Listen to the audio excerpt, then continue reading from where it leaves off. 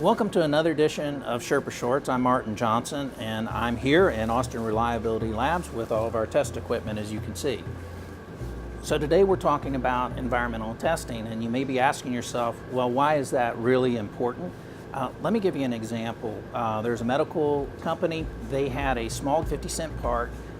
Everything worked fine. They did the initial testing, and then somewhere in the life cycle, the vendor changed the formula and it started to react with the chemicals that were going through the medical device. That resulted in a 60,000 part rework. Very expensive for a 50-cent part, and if they would have done the environmental testing for chemical resistance on an ongoing basis, they could have avoided that very expensive lesson.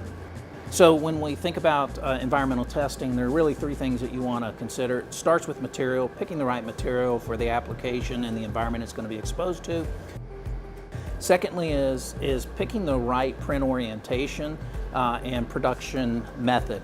So some 3D printers will print isotropic parts, which are usually fine. Other printers will print anisotropic parts, which can actually heighten weaknesses in the material composition.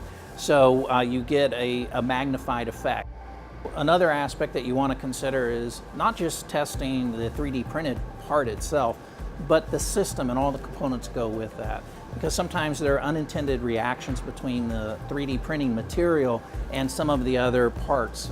If it's stainless steel or maybe it's a zinc-coated screw, you may get some sort of reaction there that you're not anticipating. So it's really important to think about that, the total design.